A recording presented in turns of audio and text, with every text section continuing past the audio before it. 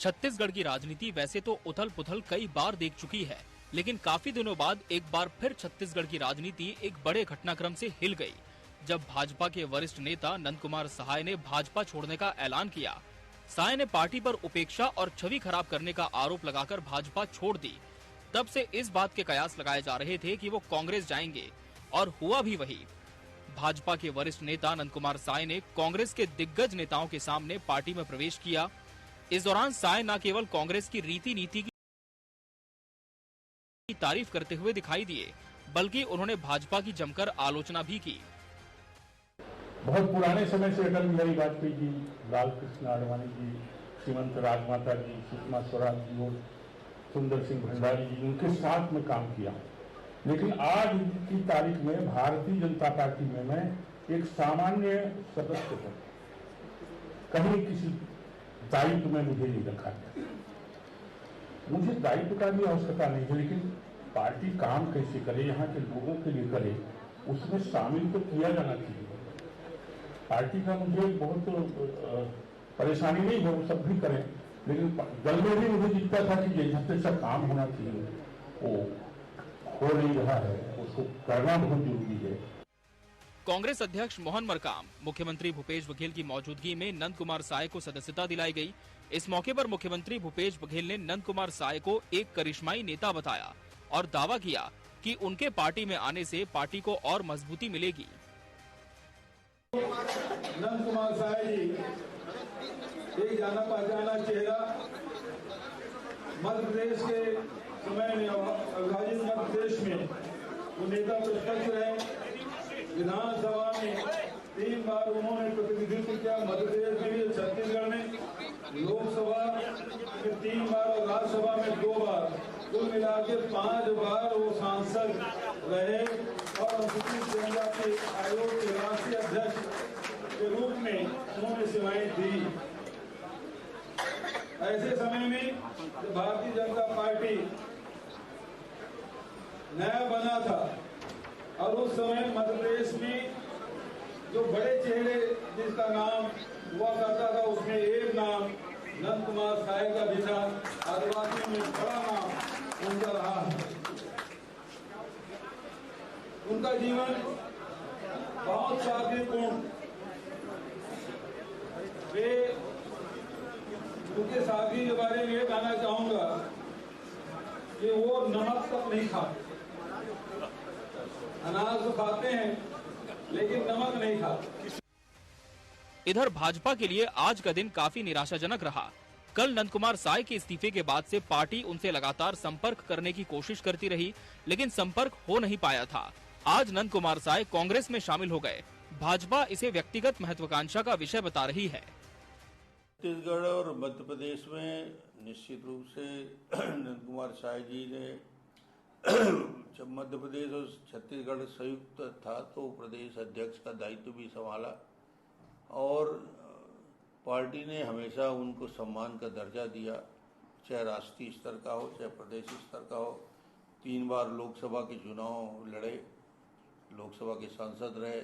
Party ने राज्यसभा में 2 बार भेजने का काम किया।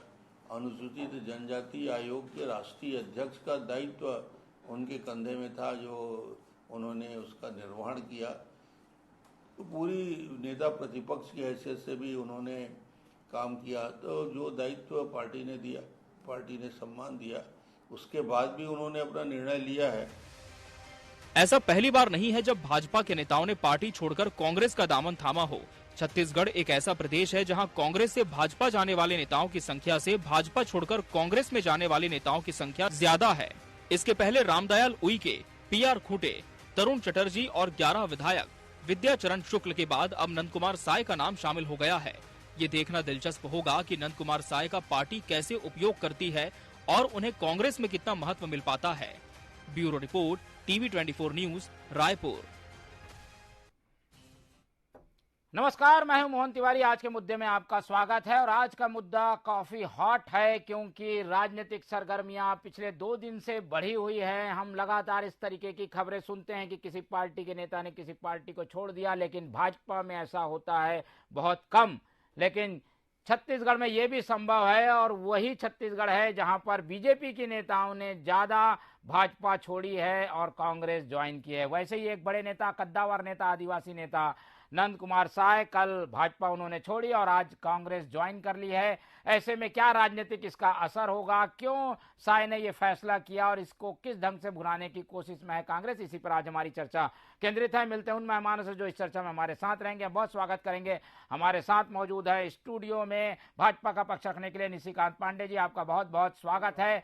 हमारे साथ भाजपा का, कांग्रेस का पक्ष रखने के लिए जुड़ रहे हैं शशि भगत जी, आपका भी बहुत बहुत स्वागत है। और हमारे साथ वरिष्ठ पत्रकार के रूप में जुड़ रहे हैं अनिल द्विवेदी जी, जो कि बारीक नजर रखते हैं खासतौर पर भाजपा और कांग्रेस की राजनीति पर। वो ये भी जानते हैं कि किस नेता ने कब भाजपा छोड़ी और उनका कांग्रेस में क्या हुआ। तो एक एक चीज उनसे जानने की कोशिश करेंगे। सबसे पहले, क्योंकि कांग्रेस में साय जी गए हैं, साय जी ने कई तरीके के आरोप लगाए हैं और उसके बाद झटका जो है वो भाजपा को लगा, इसलिए निशिकांत पांडे जी की ओर पहले उनकी प्रतिक्रिया ले लेते हैं। पांडे जी, आप लोगों को झटका लग गया, आदिवासी नेता चला गया, एक बड़ा संघी चला गया, हार्डकोर भाजपा के नेता को तोड़ने में सफलता मिल गई, कैसी प्रतिक्रिया देंगे? क्या लगता है इसके पीछे वजह क्या है? बहुत दुखद है मोहन जी, ये बहुत दुखद विषय है। हालांकि ये हमारे पार्टी के बहुत वरिष्ठ, और जब भाजपा नहीं बनी थी तब से जनता पार्टी के नाम से वो विधायक बने थे 77 में, तब से अब तक काफी संघर्ष किया है। नंद कुमार साय जी ने काफी संघर्ष किया है, बहुत सम्मानित नेता है। आज जरूर हमारे पार्टी में नहीं है, लेकिन जो उनकी बात अभी उन्होंने प्रेस कॉन्फ्रेंस में कही और बाकी हमारे जो कांग्रेस के मित्र हमारे पैनल में, टीवी चैनल में बोल रहे हैं कि उपेक्षा की गई। मोहन जी, शायद मैं बोल रहा हूँ, हो सकता है मेरी बात गलत हो, 3 बार लोकसभा, 3 बार विधानसभा, 2 बार राज्यसभा, नेता प्रतिपक्ष, मध्य प्रदेश से प्रदेश अध्यक्ष, छत्तीसगढ़ प्रदेश अध्यक्ष, राष्ट्रीय अनुसूचित जाति के अध्यक्ष, तमाम चीजों के साथ पार्टी ने इनको सम्मानित किया है। एक विषय जरूर है, हमें ऐसा लगता है किसी न किसी दबाव के कारण उनको कांग्रेस पार्टी को ज्वाइन कराया गया है। ऐसा अगर विषय है तो उनके लिए दरवाजा हमारा खुला हुआ है। हमारे सारे वरिष्ठ नेता उनसे संपर्क में भी थे। हालांकि अब तो उन्होंने कांग्रेस ज्वाइन कर ली, लेकिन जो ये उपेक्षा का विषय उन्होंने लगाया, आपको मोहन जी मैं बताता हूँ, लाखों कार्यकर्ता ऐसे होंगे हमारे पार्टी में जो आज तक पार्षद तक नहीं बने होंगे।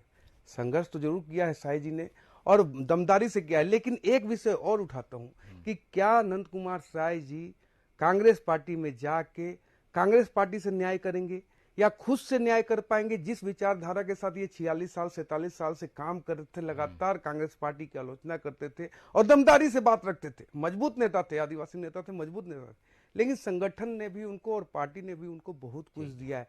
आज उनको चिंतन करना चाहिए कहां और क्यों और कैसे ऐसी परिस्थिति निर्मित की गई। जी ठीक है, तो बीजेपी तो ये मान के चल रही है कि कहीं ना कहीं दाल में कुछ काला है, पर्दे के पीछे कुछ है, पर्दे के आगे कुछ है। इन सब बातों पर पर्दा उठने के बाद ही हम कुछ बोल पाएंगे, लेकिन अभी जो दिख रहा है उसमें बीजेपी के नेता कांग्रेस में गए।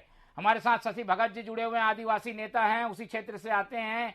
साय जी भी उधर अपना प्रभाव खोज रहे होंगे, तो भगत जी से प्रतिक्रिया ले लेते हैं। भगत जी, आपको एक नया आदिवासी नेता मिल गया, उधर की लीडरशिप जो है आप लोगों की अब पीछे रह जाएगी, साय जी आगे हो जाएंगे। कैसे देखते हैं साय जी के कांग्रेस में आने को? बहुत बहुत स्वागत है आदरणीय साय जी का। आदिवासी नेता के साथ साथ राष्ट्रीय नेता भी रहे भारतीय जनता पार्टी के, अब कांग्रेस में आए, इस बात की खुशी है और आगे इसका लाभ कांग्रेस को जरूर मिलेगा। मैं ये बात कहना चाहता हूं कि आदरणीय साय जी ने जो बात कही है कि हमारा अपमान किया जा रहा था, पोस्टरों से नाम हटवाया जा रहा था, इसका नाम हटा दो तो हो जाएगा। ये बददस्तूर जारी रहा 96-97 के आसपास से। मैं आपको बता दूं, एक भारतीय जनता पार्टी के कार्यकर्ता, एक नेता, उस समय के एक अच्छे लीडर गिने जाते थे श्री नंद कुमार साय जी, और आज भी गिने जाते हैं। और उनके विषय में एक बात कही थी, नंद कुमार साय लखी राम की गाय। एक बात मैं कहता हूं कि ऐसी कमिटमेंट करने से क्या श्री साय जी का मनोबल बढ़ा होगा या घटा होगा? तो ये जो सारी चीजें हैं उनको ऐसी प्रस्तुति करना चाहिए कि हमारे नेता का सम्मान तो बना रहना चाहिए। अब मैं एक बात और बहुत अच्छे से बताता हूं कि जब 2 बार सांसद राज्यसभा के, 3 बार लोकसभा के और 3 बार एमएलए रहे, तो एक मर्तबा ऐसा है कि मुख्यमंत्री बनने की पोजीशन में आए थे, तो उनको जबरिया वहां से श्री अजीत जोगी जी के समक्ष मरवाही में लड़ने के लिए भेज दिया गया। मतलब उनको हलाल कर दिया गया, बलि का बकरा बना दिया गया। तो इस तरह से स्थिति पैदा होती रही है। तो इसको कौन नहीं जान रहा, सारे लोग देख रहे हैं। भारतीय जनता पार्टी के प्रिय मित्र हमारे ये बात जरूर कह सकते हैं तुष्टि के लिए कि उनके साथ अन्याय नहीं हुआ। मैं ये बात कहता हूं, जब चीफ मिनिस्टर बनने की बात आती है तो आप उनको ऐसा रास्ता दिखा देते हो कि जिसमें इलेक्शन नहीं आ पाए। ठीक है। तो अभी श्री विष्णु साय जी के साथ भी यही बात हुआ है। 9 अगस्त जब आदिवासी दिवस था उस रोज उनको हटा दिया गया। आदिवासियों के बड़े लीडरों में शुमार कोई भी व्यक्ति, चले ये तो बीजेपी नहीं कर पाई, उपयोग आप लोग क्या उपयोग करेंगे, क्या सोचा है साई जी के बारे में, ये ले लेते हैं फिर कमेंट लेंगे पांडे जी का। क्या सोचा है, क्या आप लोग उपयोग करेंगे, इन लोग तो नहीं कर पाए। श्री साय जी और हाईकमान का जो निर्णय होगा, बीच का रास्ता, वो बिल्कुल उनको सम्मान दिया जाएगा, या फिर राष्ट्र में दिया जाएगा, राष्ट्रीय स्तर पे दिया जाएगा, संगठन के स्तर पे, या फिर प्रदेश के स्तर पे। ये निर्णय हाईकमान करेगा। श्री नंद कुमार साय जी के से सहमति के बाद किया जाएगा। बिल्कुल सहमति बात किया जाएगा। पांडे जी कुछ बोलना चाह रहे थे, जल्दी बोल दीजिए। जी शशि भाई जी, जो हमने साई जी का पूरा ये बायोडाटा बताया, ऐसा एक व्यक्ति कांग्रेस पार्टी में पूरब से पश्चिम, उत्तर से दक्षिण, बताओ 3 लोकसभा, 3 विधानसभा, 2 राज्यसभा, नेता प्रतिपक्ष, प्रदेश अध्यक्ष मध्य प्रदेश, प्रदेश छत्तीसगढ़, राष्ट्रीय अनुसूचित जनजाति का अध्यक्ष, बता तो दो एक नाम अपने पार्टी में। करना है कुछ नहीं। आदिवासी महिला को हमने राष्ट्रपति बनाया, आपका नेता बोलता है राष्ट्रपत्नी।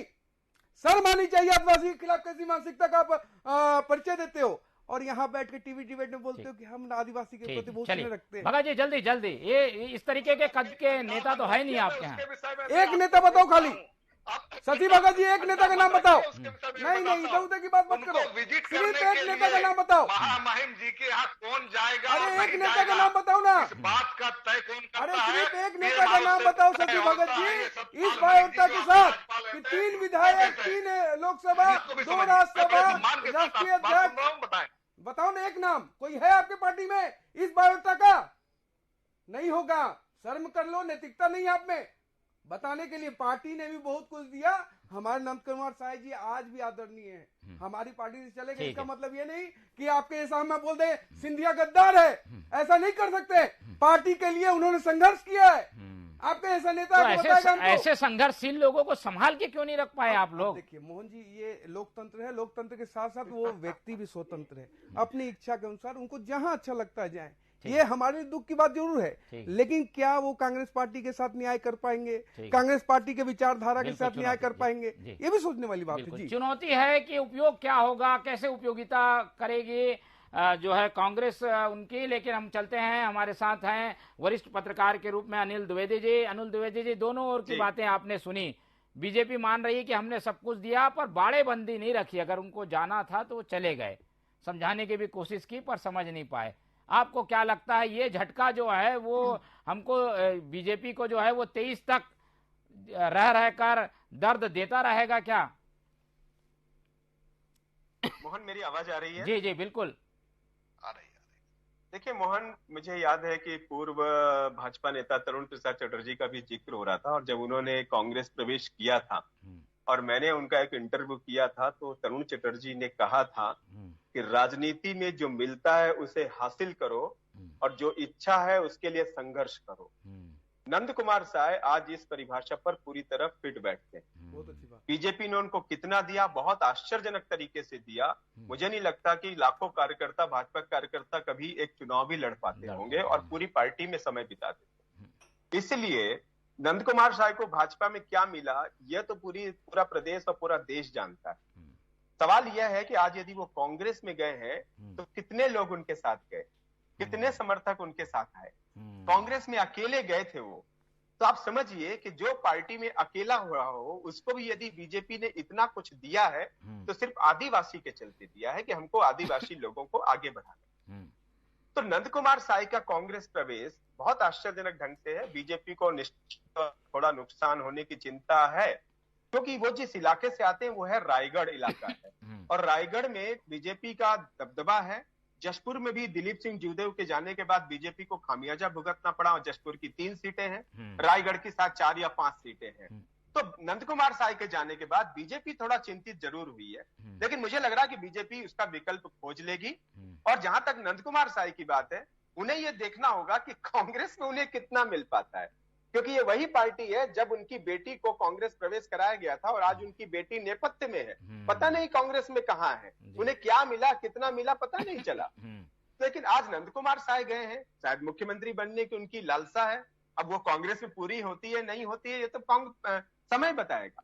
तो नंद कुमार साय की उनकी बेटी का कांग्रेस में क्या हश्र हुआ, और दूसरा ये कि बीजेपी 6 महीने के अंदर उनको किस तरह से उसकी काट खोजती है। बीजेपी के पास बहुत से नेता हैं, अच्छे नेता हैं, और खुद रायगढ़ में बहुत उनकी सांसद खड़ी हो चुकी है, साई के तौर पर एक विकल्प आई है सामने। तो बहुत तरह के सवाल हैं, लेकिन जो कांग्रेस और भाजपा को मिलाकर एक नैतिक सवाल जो खड़ा हुआ है, चाहे माधवराव चाहे ज्योतिरादित्य सिंधिया के जाने की बात हो, चाहे नंद कुमार साय के जाने की बात हो, कि इतना कुछ पार्टियां आपको देती है कि इसके बाद भी आपकी जो अभिव्यक्ति, आपकी जो महत्वाकांक्षाएं वो पूरी नहीं होती है। 73 साल की उम्र में भी आप मुख्यमंत्री बनना चाहते हैं। ज्योतिरादित्य सिंधिया इस उम्र में भी जा करके, पूरा घराना कांग्रेस का था उनका, कांग्रेस ने उनको कितना सर आंखों पे चढ़ाया, राहुल गांधी की टीम में थे वो, फिर भी वो जाके भाजपा ज्वाइन कर लिए। इसलिए दोनों ही राजनीतिक दलों को अब ये तय करने का सवाल है कि जो भी अवसरवादी है, जो भी पद लोलुप है, ऐसे लोगों को पार्टी में जगह नहीं दी जाएगी। वैचारिक तौर पर प्रतिबद्ध लोगों का सम्मान होगा और ऐसे ही कार्यकर्ता पूजे जाएंगे, पद से नवाजे जाएंगे। ठीक है, तो बहुत अच्छे विश्लेषण के रूप में अनिल द्विवेदी जी ने ये बात समझाई है कि भाई अगर नेता जाता है तो उसका उपयोग अगर पार्टी कर पाती है तभी उसकी ताकत वो बनता है, नहीं तो दूसरों में भी मैसेज गलत जाता है। एक एक करके हम इसका जवाब ले लेंगे। शशि भगत जी, अब आप लोगों के ऊपर चुनौती है। पहले हम ये भी जानना चाहेंगे आपसे कि ऐसा आपने क्या जादू डाला कि कल उन्होंने इस्तीफा दिया, आज आपकी पार्टी में आ गए, वो भी साय जैसे नेता जो कि कट्टर संघ से निकल के आए हुए हैं, उनकी विचारधारा के हैं। क्या आप लोगों ने कुछ कमिटमेंट किया है क्या? और जैसे कि पीछे की कहानी आ रही है, कुछ बात हुई है, आगे उनको उपयोग किया जाएगा, कहीं अध्यक्ष तो नहीं बना देंगे अपने पार्टी के आप? क्या है, श्री नंद कुमार साय जी बहुत मैच्योर्ड लीडर हैं, सीनियर लीडर हैं, राष्ट्रीय लीडर हैं, उन विभिन्न चीजों को जानते हैं, समझते हैं, बूझते हैं, और उन्होंने ये बात महसूस किया कि भारतीय जनता पार्टी के अंदर आदिवासियों के हितों के पक्ष में निर्णय लेने की उनकी मंशा नहीं होती है। उनको केवल और केवल प्रताड़ित करने की बात होती है, चाहे वो ननकी राम कंवर साहब हो, चाहे वो विष्णु साय जी हो। तो ऐसी समस्त स्थितियों को उनने भापा। आरक्षण के मसले में भी कई बार हमारी उनसे चर्चा हुई है, हमारे सीनियर लीडर, हमारे जिले के व्यक्ति भी हैं, तो इस नाते भी हमारी चर्चा होती रही है। उसमें जब आप एक बात बताइए, जब विधानसभा में पारित हुआ आरक्षण का बिल, उसके पहले पूरे रास्ते में हो हल्ला मचाते रहते थे, लेकिन जब आरक्षण का बिल जब पास हो गया, उसके बाद महामहिम राज्यपाल महोदया के पास जब साइन करने की बारी आई, तो एक सिंगल टाइम एक सिंगल एमपी एमएलए बीजेपी का नहीं बोला दस्तखत करना है। ये सब बहुत दर्दनाक विषय है। हमारे साथी श्री द्विवेदी जी कह रहे थे, बहुत अच्छी बात कहा है उन्होंने कि वो उनकी बच्ची है, वो भी उनने भी ज्वाइन किया था, वो ज्वाइन करी उनने बहुत सम्मान के साथ। वो कवर्धा में भी गई, तो कवर्धा में भी उनको कांग्रेस ने सम्मान दिया, वहां की सरपंच भी रही, वहां जनपद पंचायत में अध्यक्ष भी रहे, और आज भी मेरी उनसे मुलाकात हुई, इनके पूरे परिवार से मुलाकात हुई आज सुबह। तो मैं एक बात कहता हूं, सम्मान के मामले में कहीं किसी तरह का कोई बात नहीं है। मैं तो अभी फिर कह रहा हूं बात, जो सम्मान उनको मिलना चाहिए वो नहीं मिला, और इसी वजह से आहत है।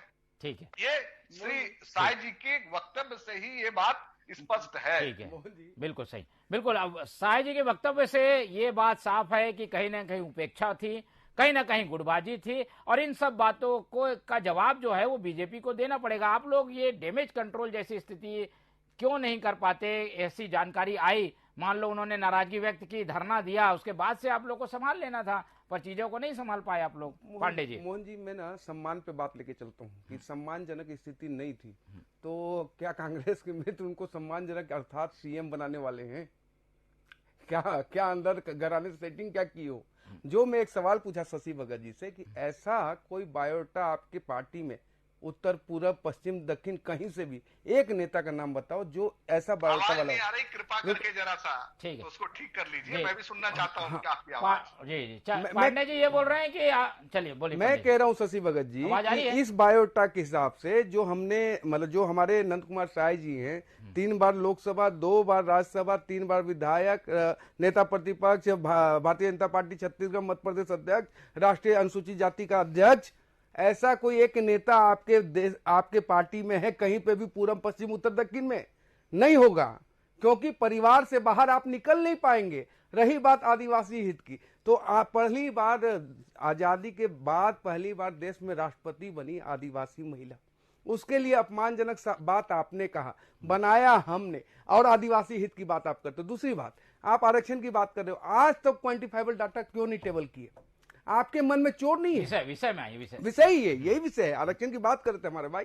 रही बात, नंद कुमार साय जी काफी वरिष्ठ हैं, सम्मानित हैं, वो कांग्रेस पार्टी में गए, उनको हमारी शुभकामनाएं। आप लोग अपनी गलती तो मानेंगे ना भाई कि आखिर उनको संभाल नहीं पाए या ऐसी शिकायतें आई तो उसको सुधार लेते हैं। मोहन जी, ये स्वतंत्र भारत है, स्वतंत्र उनकी मानसिकता है, उनको जहां जाना है वो जाएं। हमारी जो कोशिश थी हमने किया, उनको बताया, लेकिन जिस कांग्रेस पार्टी के खिलाफ वो 45-46 साल लगातार लड़ते रहे, कब से?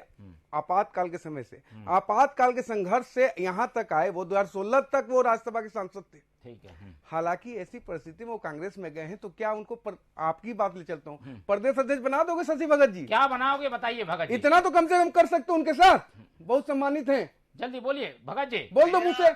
मैं तो ये बात कह रहा हूँ कि हाँ। आपके रहमो करम की आवश्यकता नहीं होगी। अरे रहमो करम पे पलने वाले लोग रहमो करम की बात करते हो यार। आपने एक बात और कही, 10 जनपद के रहमो करम पे पलने वाले लोग ऐसी बातें ना करें।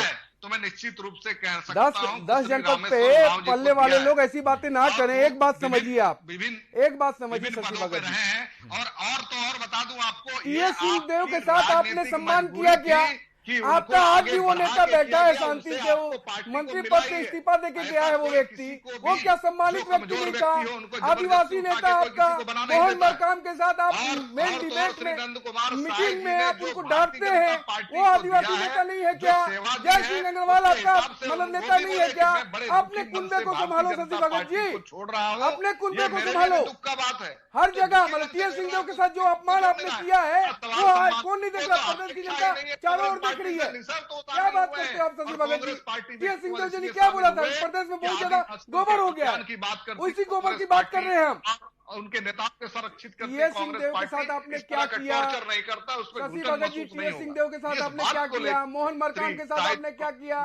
ये सर्वविदित है। सम्मान है, उनका स्वागत करते हुए मैं एक लाइन और कहना चाहता हूँ। वो तो इतने अच्छे और तीक्ष्ण विश्लेषक भी हैं और अच्छे नेता भी हैं, उनको वाजिब सम्मान कांग्रेस देगी। हाँ, ये बात तय है। ठीक है, चलिए, वाजिब सम्मान कांग्रेस देगी, उपयोग करेगी। अब विश्लेषण की ओर जाते हैं। अनिल जी, क्या माने, इसका असर क्या होगा राजनीतिक रूप से 2023 के चुनाव में? अगर हम देखें तो रायगढ़, सरगुजा, जसपुर के बेल्ट में खासा असर साय का है। क्या साय जी के जाने से बीजेपी को बड़ा धक्का लगेगा, वोट बैंक शिफ्ट हो जाएगा, आदिवासी लीडर एक उनको मिल गया है, ऐसा मान के चलें? असर क्या देखते हैं, पॉलिटिकल असर क्या देख रहे हैं?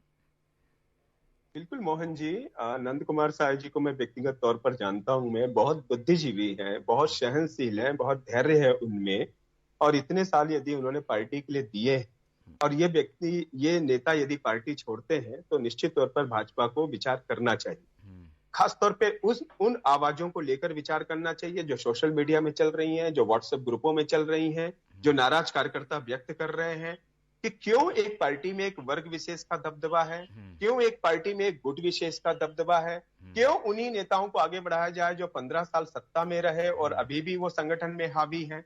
तो ऐसे तमाम सवाल बीजेपी को तय करने होंगे। वो हल कर रही है, पार्टी उस पर आगे भी बढ़ी है, लेकिन मुझे ऐसा लगता है कि आप बहुत देर कर दे रहे हैं। अगर पार्टी में बदलाव करना है, नई पीढ़ी को आगे लाना है, तो पुराने नेताओं को विश्वास में लेकर करना होगा। ऐसा नहीं होगा कि मैं एक साथ सबके घर पे बदल डालूंगा। आज नंद कुमार साय गए, आज मेरी 2-3 और सीनियर नेताओं से बात हुई है, वो भी कह रहे थे कि हम नाराज हैं, पार्टी जिस तरीके से चल रही है उससे खुश नहीं है, लेकिन उन्होंने कहा कि हम पार्टी नहीं छोड़ेंगे, लेकिन पार्टी को उनकी चिंता करना चाहिए और सबके साथ बैठ करके फैसले करना चाहिए। चुनाव समय है, 6 महीने से कम का समय बचा हुआ है और कांग्रेस जिस तरह गेन कर रही है, कांग्रेस जिस तरह रणनीति के साथ आगे चल रही है, मुझे लग रहा है बीजेपी के लिए नुकसानदेह साबित होगा। बिल्कुल ठीक है। पांडे जी, क्या सबक लेंगे इससे, बाकी लोग को भी सुधारेंगे, ठीक करने के लिए उनसे पूछ परख करने की कोशिश करेंगे? विष्णुदेव साय लाइन में है बताया जा रहा है। विष्णुदेव साय लाइन में है या वो लाइन नाराजगी की लाइन? नाराजगी की लाइन में। देखिए, ऐसा कोई विषय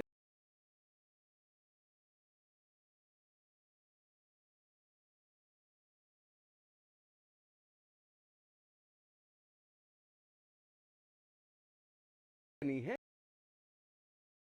सकता मनभेद नहीं है, लेकिन जो विषय है कि मतलब अंदरूनी खिंचातानी, तो कांग्रेस पार्टी में टीएस सिंहदेव कहाँ हैं, हाशिए पे हैं, वो मंत्री पद से इस्तीफा दे दिए। मोहन मरकाम के साथ क्या व्यवहार किया जा रहा है, प्रदेश कांग्रेस कमेटी में के अध्यक्ष हैं, उनके साथ भूपेश बघेल जी के साथ जैसा सोतला व्यवहार किया जा रहा है वो भी सर्वविदित है। तो मेरा कहना है कि आप अपने कुनबे को संभालिए। और रही बात जब नंद कुमार साय जी की जाने की, तो नंद कुमार साय जी ने बहुत संघर्ष किया, लंबे अरसे तक संघर्ष किया। उसी कांग्रेस पार्टी ने उनको मारा पीटा, सारा 2 और 1 का आपने घटा 3 का देखा होगा, उनके पैर हाथ तोड़ दिए। उसी कांग्रेस के खिलाफ वो लगातार लड़ते रहे। आज वो कांग्रेस पार्टी में ही समर्पण कर लिए। किस लिए समर्पण किए ये बताना चाहिए उनको। अगर कोई दबाव है तो पूरी भारतीय जनता पार्टी उनके साथ खड़ी है। उनका भारतीय जनता पार्टी का दरवाजा अभी भी खुला हुआ है। लेकिन ये जो उपेक्षा की बात कर रहे हैं, ये उपेक्षा की बात नहीं है, अपेक्षा की बात। बाद आप उनको सम्मान तो दे देते। अरे टीएस सिंह को दो ना सम्मान। टीएस सिंह तो बैठे हुए वहाँ सरगुजा में, दोनों सम्मान। क्यों नहीं दे रहा सम्मान? अरे ज्ञान मत देंगे, सम्मान दो। अपने मोहन मरकाम को सम्मान दो, अपने मोहन मरकाम को सम्मान दो, जय सिंह अग्रवाल को सम्मान दो। लेकिन उसको सम्मान हम सब अरे रहने दो, जय सिंह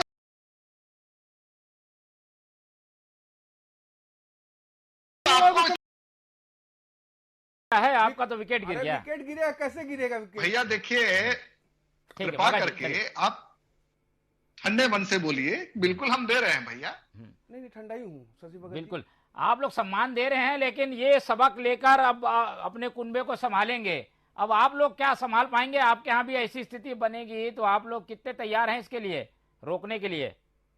भगत जी, फिर अनिल जी। जी, हमारा सम्मान बिल्कुल है और इतने त्याग तपस्या करने के बाद भी यथोचित अपेक्षा रहती है सभी की, और वो अपेक्षाओं को सभी का एक साथ पूरा नहीं किया जा सकता है। और देखिए, सीएम की कुर्सी बात आती है, जो सीएम की कुर्सी की बात आती है, स्पष्ट रूप से सार्वजनिक रूप से बाबा साहब टीएस बाबा साहब ने बात स्वीकार किया है कि भाई एक कुर्सी रहती है, उसमें सब लोग की इच्छा रहती है। वो स्वाभाविक रूप से प्रतियोगिता रहती है, लेकिन प्रतियोगिता हमेशा स्वच्छ होना चाहिए और जनहितकारी होना चाहिए। वो कर रहे हैं। बिल्कुल। चलिए उनका समुचित सम्मान अनिल जी, पूरे चर्चा का लब्बो लुआब ये है कि पॉलिटिकल असर कैसे दिखेगा। हम पिछले बैकग्राउंड में जाएंगे तो बीजेपी से कई जो नेता हैं वो छोड़ के कांग्रेस में गए हैं। इसके पहले की लिस्ट आपको मालूम है, PR खूटे हैं, रामदयाल उइके हैं, विद्याचरण भी बीजेपी में रहे फिर कांग्रेस में रहे, इस तरह की स्थितियां हैं।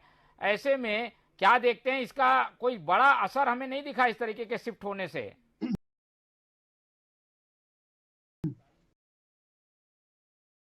नेताओं के शिफ्ट होने का सवाल मुझसे है सवाल? जी अनिल जी।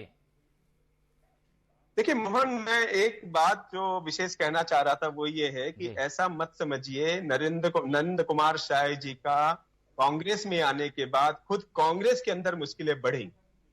आदिवासी चेहरा है, आप समझिए, आदिवासी चेहरा है। और मैंने ऐसा सुना है कि मोहन मरकाम की फील्डिंग के बाद उन्होंने कांग्रेस प्रवेश किया है।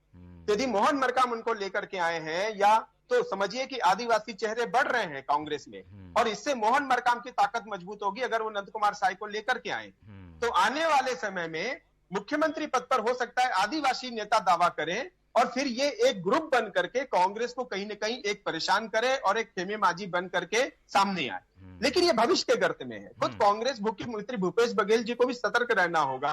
उनको स्ट्रेटजी बनानी होगी कि अगर आदिवासी नेता एक साथ आए सारे मंच पर, तो खुद कांग्रेस में भी आदिवासी की एक नई तरीके की मांग उठ सकती है। तो ऐसा नहीं है कि नंद कुमार साय के आने से भाजपा ही कमजोर होगी, कांग्रेस में भी नई तरीके की राजनीति शुरू होगी, और मुझे लगता है कि आदिवासी मजबूत होकर उभरेगा। बिल्कुल। भगत जी कुछ कहना चाह रहे हैं? भगत जी, विश्लेषण पर क्या कहना है आपका, टिप्पणी क्या है? आदिवासी हमेशा कांग्रेस के साथ रहा है, और आज जितने आदिवासी विधायक जी, माननीय विधायक जी लोग चुन के आए हैं, उसके बाद भी श्री भूपेश बघेल जी के नेतृत्व में अटूट विश्वास करते हैं, ये इस बात का प्रमाण है कि आप अभी कोई इस तरह की स्थिति नहीं है। श्री भूपेश बघेल जी हमारे सर्वमान्य नेता थे, हैं और रहेंगे। बिल्कुल। चलिए, ये चर्चा तो लंबी चलेगी, लेकिन साय के जाने का धक्का किसे लगा है और किसे फायदा मिला है, इस पर निगाह जब तक हमारी बनी रहेगी तो हम आपको पल पल की अवगत कराते रहेंगे। फिलहाल चर्चा में हमारे साथ जुड़ने के लिए निशिकांत पांडे जी आपका बहुत बहुत धन्यवाद, भगत जी आपका धन्यवाद और अनिल द्विवेदी जी आपका धन्यवाद। तो तीनों मेहमानों का धन्यवाद कर हम इस बात की उम्मीद करते हैं कि साय का जाना भाजपा के लिए एक बड़ा धक्का जरूर है, तो उससे सबक लेकर उसे ऐसी प्लानिंग करने की जरूरत है जिससे आगे और ऐसी स्थितियां ना बने। लेकिन कांग्रेस के लिए एक अवसर है और इस अवसर को कैसे कांग्रेस भुनाती है, इसके लिए हमें थोड़ा इंतजार करना पड़ेगा। फिलहाल इस चर्चा में इतना ही। आप लोग देखते रहिए TV 24। मुझे दीजिए इजाजत। नमस्कार।